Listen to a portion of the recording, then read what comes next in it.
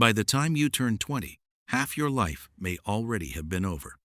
Not in years, in the way your brain actually experiences time. There's a real model that suggests most of what your life will ever feel like was already behind you before you were old enough to buy a drink. I know how that sounds. Stay with me, because there's real science under it, and by the end of this, you'll know the one thing that can slow it back down. To understand how you lost half your life without noticing, we have to go back to a single summer you've already forgotten. Think back to being a child. One summer. Not a specific day, the whole summer. It went on forever, didn't it? The afternoons alone felt like weeks. September was a rumor. Time was something you had an ocean of. Now, think about last year. Gone. A blur of the same commute, the same screens, the same Tuesdays. You blinked, and it was December again. Here's the strange part. The clock didn't change. A summer at 7 and a year at 35 are made of the exact same seconds. So why did one feel infinite and the other feel like nothing at all? And more importantly, because this is the part nobody tells you, can you get the infinite one back? Hold that question. We're going to answer it completely. But first, you need to see the machine underneath. Start with the oldest explanation. It's over 100 years old, and it's just math. Back in the 1870s, a French philosopher named Paul Janet noticed something almost too simple to take seriously. When you're 5 years old, 1 year is 20% of your entire life. It's enormous, a fifth of everything you've ever known. But when you're 50, that same year is just 2% of your life, a sliver, a rounding error. So the same 12 months take up a smaller and smaller share of all the time you've ever lived. Your brain feels that shrinking proportion. Each year weighs less than the one before, because each year is a smaller fraction of you. That's the proportional theory, and on its own, it's tidy, but a little cold. It tells you time should feel faster. It doesn't explain why it feels like it's accelerating, why the drop from 30 to 40 feels so much steeper than the one from 10 to 20. For that, we have to leave the math and go inside your head. Here's what your brain is actually doing when it decides how long a stretch of time was. It doesn't count seconds, it counts memories. When you look back on a period of your life, your brain estimates its length by how many distinct, vivid memories it can pull from it. A stretch packed with new, sharp memories feels long. A stretch with almost nothing to grab onto feels short. It collapses. Now think about childhood again. Everything was a first. First day of school, first time in the sea, first time you rode a bike, lost a tooth, saw snow, felt embarrassed, made a friend. Your young brain was a memory factory, stamping down rich, detailed markers almost every single day. And now, be honest. How many days this month will you remember in a year? Not many, because most of them were repeats. Your brain has seen this commute 10,000 times. It's seen this kitchen, this screen, this routine. And a brain that has seen something before doesn't waste energy recording it in detail. So it compresses. It files a whole week of sameness under one thin summary and moves on. Which means when you look back, there's almost nothing there. The year had 365 days, but your memory only kept a handful. So it feels like a handful. It feels like nothing. It feels like it vanished. The infinite summer wasn't longer.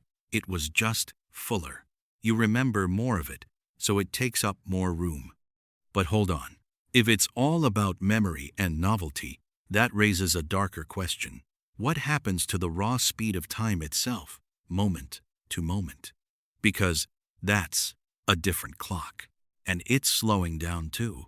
In 2019, a Duke University engineer named Adrian Bejan floated a genuinely unsettling idea. And I want to be upfront.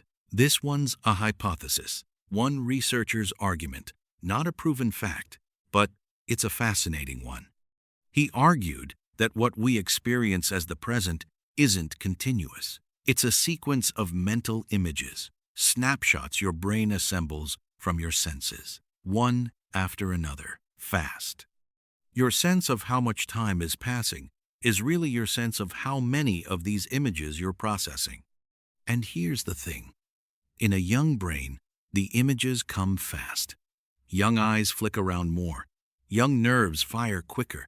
Signals travel cleaner paths. A child's mind captures a dense, rapid stream of snapshots per hour. As you age, that slows. The pathways degrade a little. The eyes move less. Your brain captures fewer images in the same hour of clock time. Bejan's point, if you're processing fewer mental frames per hour, then more clock time slips by between each frame. Time feels faster because you're literally seeing less of it. Fewer snapshots, same hour, so the hour feels thinner.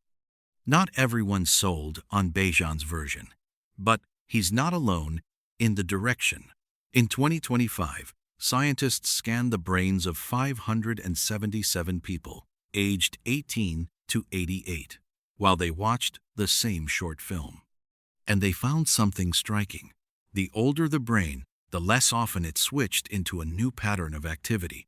Older brains settled into each state and held it longer before moving to the next.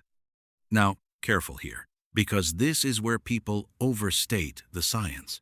That study measured brain activity, not the feeling of time. Nobody in that scanner was asked, "Did that feel fast?" So it doesn't prove anything about why your years feel short. But it's suggestive, and it rhymes with an idea as old as Aristotle, that the more distinct events you register in a stretch, the longer that stretch seems. If an older brain marks fewer separate events as it moves through the day, and this study hints it might, then there'd simply be less there to make the time feel full. A quieter log, a thinner year. It's a clue, not a verdict. So let's follow that proportional idea to where it leads, because it points somewhere that stops most people cold. If each year really is a smaller fraction of your life than the one before, then the felt length of your years doesn't shrink in a straight line. It drops off a cliff early and then flattens out. In 1975, a researcher named Robert Lemlich actually did the math on this and put a number on it. By his model, the halfway point of your felt life, the point where it subjectively seems like half your time has already passed, isn't at 40. It isn't at 50. For a lifespan of 80, it lands somewhere around your late teens to early 20s. Now, that's a model, not a law of physics. It's one way of turning a year is a smaller slice of your life into a graph, and you can argue with the assumptions. But sit with what it's pointing at. In the currency your brain actually spends, a huge share of your felt life may be gone startlingly early. The first 2 decades might feel as long as all the decades that follow. Sit with that for a second, because it sounds like the bleakest fact in this entire video. It isn't. It's the opposite, because once you understand why it happens, you get a lever, and almost nobody knows how to pull it. Every mechanism we've covered has the same secret ingredient, and it's the same word every time: novelty.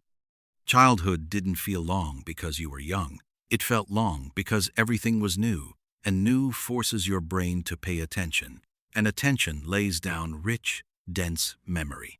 Routine is the thief. Novelty is the cure. And this is the part that matters. Novelty is a choice. You can manufacture it. Take a different route home, and your brain wakes up and starts recording again. Learn something with your hands, an instrument, a language, a skill that makes you clumsy again. Travel somewhere your brain has no template for, or don't even go anywhere. Just be genuinely present, fully, in an ordinary moment. because presence is what tells your brain, record this one. Do that, and something remarkable happens. The week fills back up. You get to the end of it, and there's stuff there: texture, moments, markers, in the moment. It costs you a little effort. But in memory, it gives you back time. A month of new things remembers longer than a year of the same thing. You can't add years to your life from that chair, but you can add life to your years. And in the only clock that your mind actually reads, that's the same thing as slowing time down. So, where did it go? The summers, the years, the decade that felt like a weekend? It didn't go anywhere. It was never about the seconds. Your life is measured in memories, and memories are made of new. And somewhere in your 20s, without meaning to, most people stopped collecting new and started running on repeat. That's the whole trick. That's why it speeds up, and now you know how to slow it. A long life and a full one were never the same thing, and only one of them is up to you. But here's what I can't stop thinking about. If your brain is quietly deleting the days that felt the same, throwing them out to save space, then how does it decide which ones to keep? Why can you replay your single worst day in perfect, brutal detail, but you can't tell me what you did last Tuesday? Your memory is making choices about your life without asking you. That's the next entry in the Lost Archive. I'll see you when you dig it up.